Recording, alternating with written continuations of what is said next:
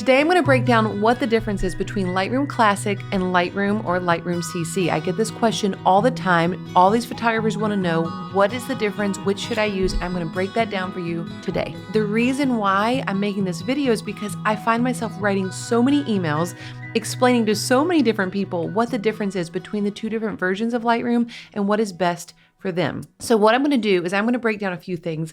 One, I'm going to explain the differences between these two different versions of Lightroom, and then I'm going to explain, based on who you are and what you do and what you're hoping to do, which would be the best one for you to use. So I don't know the inner workings of Adobe. I am not sponsored by Adobe. I don't know the conversations on their team about what their thought process was with creating Lightroom CC versus Lightroom Classic. But this is what I make up that I think happened. Adobe wanted to create a Lightroom version that was more cloud-based, that had more up-to-date features, and they tried to make this shift to the CC model and this new interface. It looks more updated. It's more streamlined, really. It's more organized. But then there was all these professional photographers that were like, right, but you got rid of some crazy important things that we use all the time. And so they kept Lightroom Classic and continue to update it, even though I feel like the hope of Adobe was probably, let's move Lightroom in this direction. But so many people pitched a fit that I think they've realized you got to have both right now until Lightroom CC creates a new version that has more of what professional photographers need. All right, so let's talk about the actual differences between Lightroom and Lightroom Classic. Now, when I say Lightroom, I am talking about Lightroom CC, and maybe I should just say that, but if you hear me just say Lightroom, I'm talking about Lightroom CC, which stands for Lightroom Creative Cloud. Let's walk through the pros, because naturally, I think you're going to hear and discover some of the cons as we go through this. So let's talk about Lightroom CC. Let's talk about the pros of why people actually love this and why photographers feel conflicted about what to use. So Lightroom CC basically is a cloud-based version of Lightroom. And so anything that you import into Lightroom CC, basically you're going to have an automatic backup into the cloud, which sounds awesome. And it is awesome. So if I got on my phone, because Lightroom CC is what the app is on your phone, it's another pro we're going to get to in a second,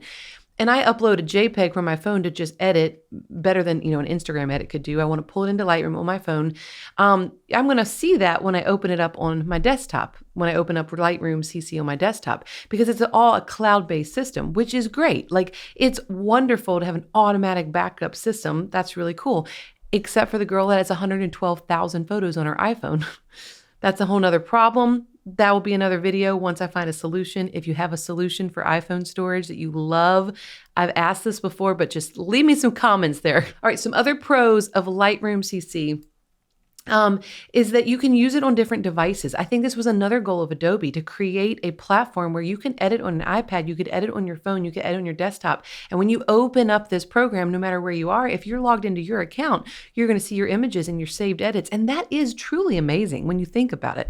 Like, I see the purpose of that. Another thing about Lightroom CC is that Lightroom CC, it's more intuitive as far as the way it's designed. I mean, if you look at the side panel in the develop module and you see, well, the develop module, I'm speaking in Lightroom Classic terms, but when you look at all the different sliders and the way that the editing options are organized, you can see it's organized by light, by color, by effects, by detail, and you can open these up and you can see every single option that fits into that category of what you're going to be affecting in the image, which is way more, I think, user-friendly than trying to teach someone what to look for over here.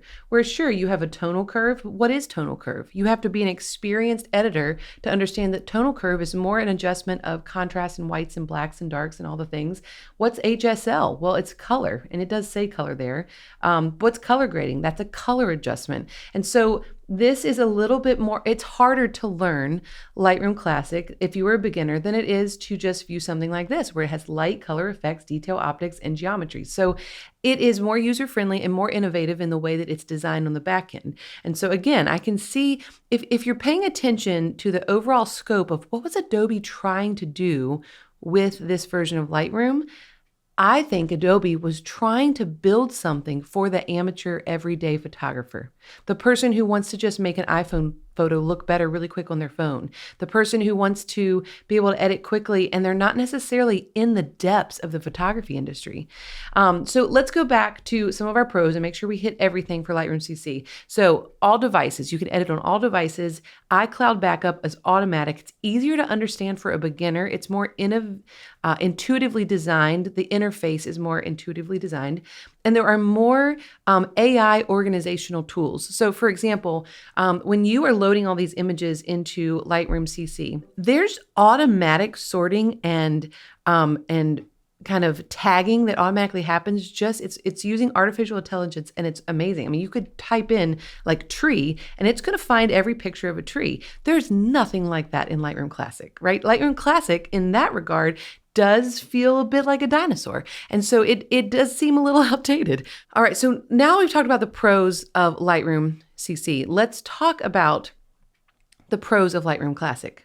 There's more editing power in Lightroom Classic, and there's a few different areas where I see this highlighted, and I'm going to walk you through those. So something that Lightroom Classic has that I use quite often. Now, some photographers probably haven't even seen this tab and it means nothing to them. And so this isn't going to be a deal breaker for them. But if you scroll all the way down, there is a section called Calibration. And I love calibration here and there because it allows me to adjust my yellows and my greens in a way that I can't necessarily get the same look from the HSL sliders. Maybe you have found a way, maybe someone else has found a way, but I love going down here. Sometimes when my greens just don't look exactly right. And I love, do you see the difference happening here? It's like it's just stripping out a little, it's moving away from the yellowy green, and it's doing an adjustment that really fits sometimes the look that I want, and I can't get it anywhere else. And I love just making that slight little adjustment in the green primary. Do I use red primary and blue primary? Hardly ever. But I love making that little adjustment in the green primary. And if you look in Lightroom CC, you don't have that option. If you come down here, you have normal white balance and tint, vibrance and saturation. That is located in the basic tab of Lightroom Classic, but it also has, this would be your HSL bar, and then color grading used to be called split toning. That is all part of Lightroom Classic. But if you scroll down further, you realize if you scroll down further, there's no option for calibration, and I miss that tool. But let's be honest, it's not that big of a deal. You could always go here and say, oh, I want it to be a little bit more on the blue side of greens, and I want to desaturate a little bit. Honestly, it's not affecting the same parts of the image. That's another story for another time. So you could get away with not having the calibration option, but I love it. And that's enough reason for me to be like, yeah, I'm not going to sacrifice. I'm just going to use what I know because I don't want to lose that option. The main reason why I view Lightroom Classic as having way more editing power is because my style and what I teach in the KJ Consistency course is about, if you can start noticing the pattern of your editing in the tonal curve, it will change the game for you. So if you're a consistency course student, you know, like I've introduced you to the concept of the tonal curve and the backward C. Every single image that I am editing, and I'm going to scroll through, like there's a portrait here, look at the tonal curve, it's a backward C. I'm going to go to another image with totally different light, and it's still a backward C. I'm going to go to a completely different part of the day, and what is it? Still a backward C. I'm going to come here, different light, different part of the day, still different variations, but it's a backward C. This was harsher light. All right, a little earlier, still a backward C, much more dramatic, but still a backward C.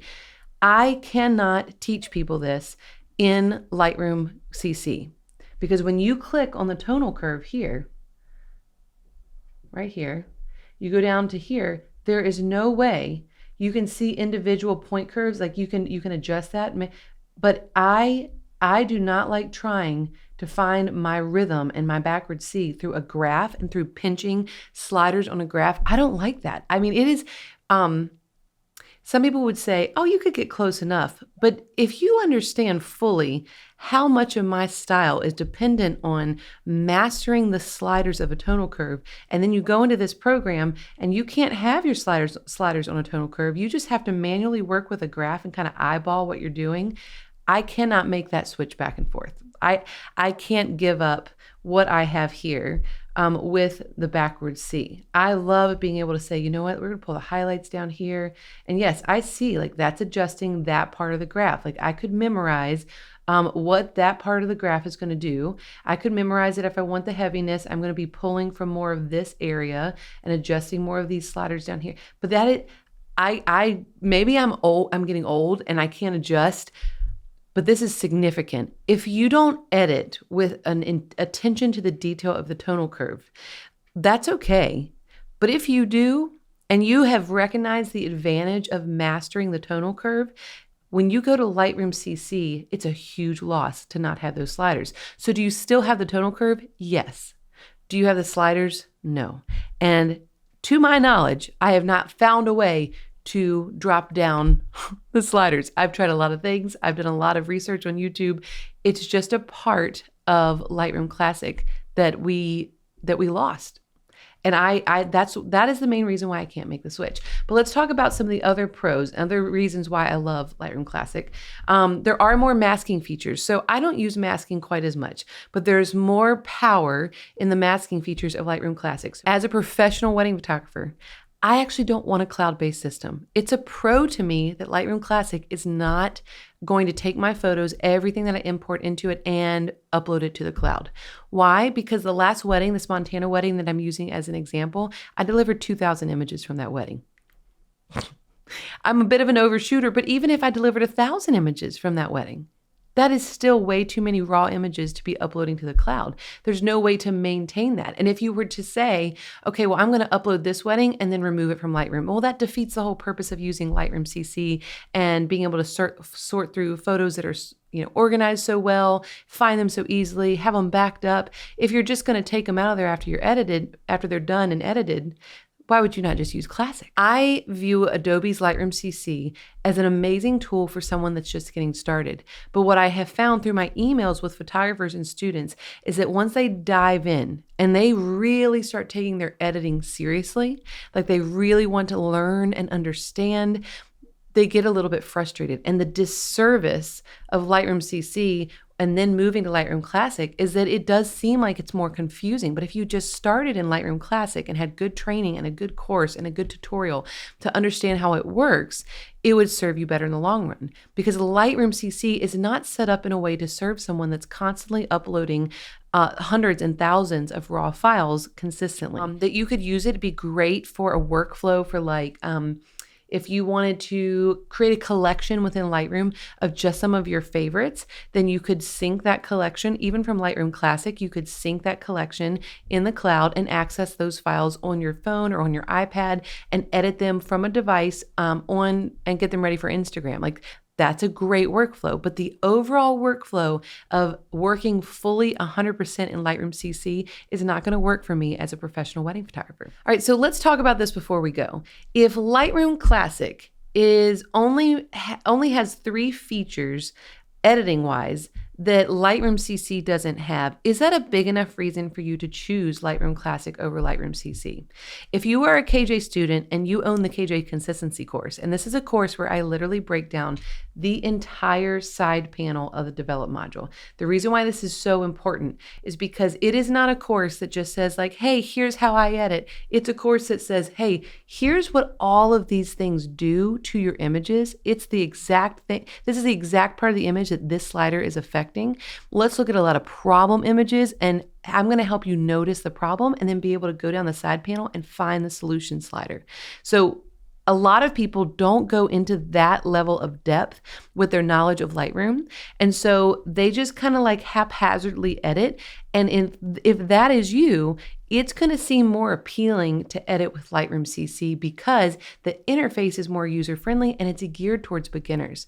But what I'm trying to convince people to do is to recognize if you are trying to become a professional photographer or you are a professional photographer, go with Lightroom Classic because you have all the tools you'll ever need and you're going to get rid of some of the features of Lightroom CC that seem so appealing, like cloud storage.